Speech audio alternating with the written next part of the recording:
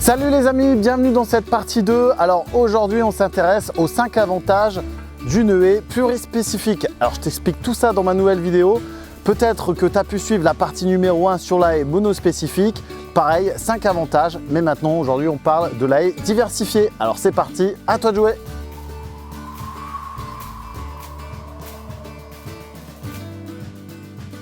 Bienvenue dans cette vidéo. Alors aujourd'hui on s'intéresse donc à ce type de haie. La monospécifique c'était la semaine dernière. À l'inverse, on va s'intéresser à la plurispécifique. Pluri, plusieurs, spécifique, l'espèce. Donc forcément on va devoir faire un mélange de différentes espèces. Ici vous pouvez voir, il y a du forsythia, du groseillier sauvage, également du rosier, on va avoir de la mélanchier, on va avoir du cornus, on va avoir du dodia.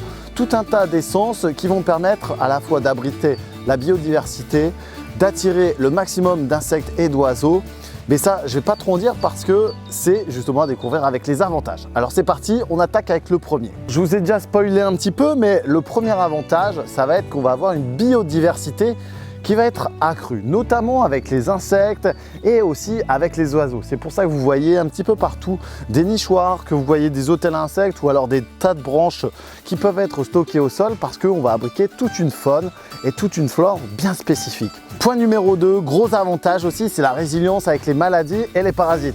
Le fait d'avoir justement un ensemble harmonieux, d'avoir une haie plurispécifique va permettre d'attirer tout un tas de ravageurs. Ça, c'est une première chose. Donc les ravageurs, ce sont des mauvais, on va dire ça comme ça. Mais aussi d'attirer tout un tas d'insectes spécifiques bénéfiques qui vont à la fois s'intéresser aux ravageurs, les consommer, les manger, les parasiter, mais aussi se développer à l'intérieur et forcément coloniser l'intégralité du jardin.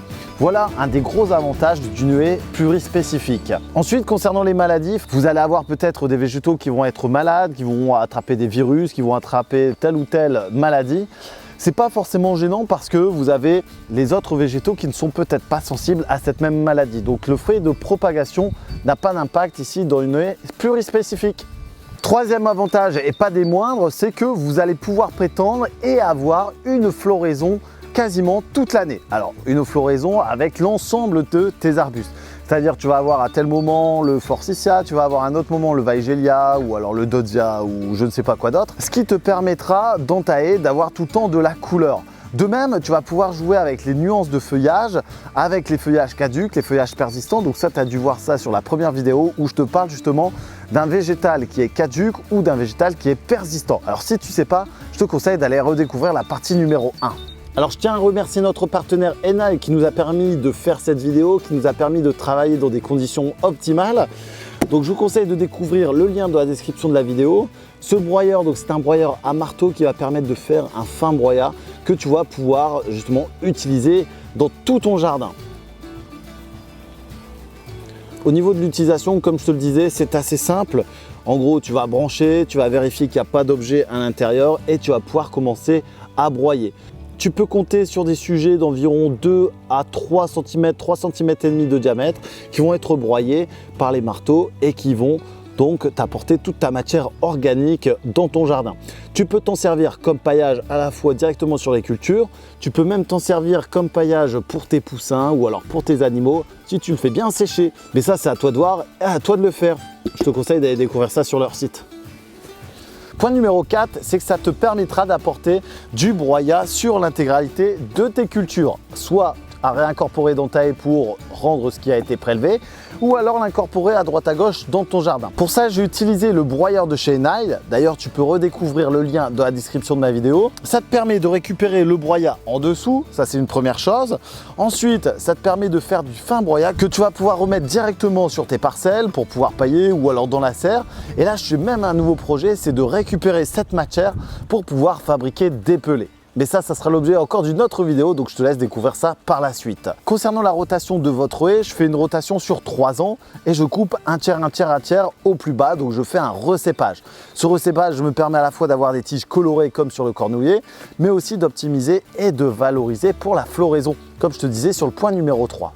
Et enfin, le point numéro 5, c'est qu'on va avoir une haie qui va être très naturelle et assez dense au final, notamment sur la période estivale. Donc ça peut être intéressant. Donc si vous voulez une haie naturelle, facile d'entretien, alors ça se discute, d'ailleurs on va le voir dans les deux inconvénients. mais vous allez pouvoir partir sur une haie plurispécifique. C'est un peu plus large en place, cependant ça vous permettra d'avoir des couleurs, d'avoir des feuillages, d'avoir des bois qui sont différents, mais aussi d'attirer tout un tas de biodiversité, d'augmenter la faune, d'augmenter la flore à l'intérieur même de votre jardin.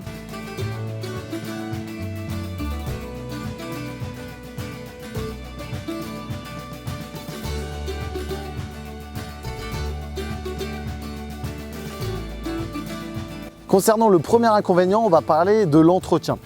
Alors dès comme ça, forcément, vous allez devoir les planter, vous allez devoir implanter même tout un tas de végétaux et réfléchir à leur implantation et ensuite voir un petit peu en fonction de leur développement. Vous avez des sujets, ça va être plutôt arbustif, d'autres ça va être plutôt buissonnant, donc il faudra jouer là-dessus, les grands derrière, les petits devant et donc gérer la taille et l'entretien. C'est pour cela que je pratique une taille sur 3 ans pour faire des rotations, mais aussi pour avoir une haie qui soit vive et jeune. L'intérêt ici de cette haie, c'est d'avoir à la fois des fleurs et des jeunes bois. Donc voilà, mon idée c'est d'avoir ça. Donc point numéro 1, l'entretien, ça reste plutôt un inconvénient dans ce cas. Deuxième inconvénient, ça va être le coût qui peut être plus élevé en fonction des essences que vous allez choisir, en fonction de la taille à laquelle vous achetez l'arbuste ou l'arbre. Ensuite, au moment de l'année, les prix peuvent varier. Donc ça sera à vous de bien réfléchir et de choisir le bon créneau pour trouver vos végétaux à implanter. Vous l'aurez compris, il y a autant d'avantages d'inconvénients sur les deux haies, que ce soit la haie plurispécifique ou alors la haie monospécifique. Personnellement, mon choix s'est dirigé vers la variété et la forme plurispécifique, qui est plus riche, qui est plus jolie et qui apporte plus à l'intégralité de mon jardin. Mais ça sera à vous de voir. Je te laisse mettre en commentaire justement quel type de haie tu as chez toi et aussi comment tu l'entretiens, je suis bien curieux. Je te laisse découvrir toutes mes autres vidéos et également tu peux découvrir tout ça sur mes réseaux sociaux Facebook, Instagram et TikTok. Alors à toi de jouer, je te laisse faire un petit pouce bleu et partager la vidéo.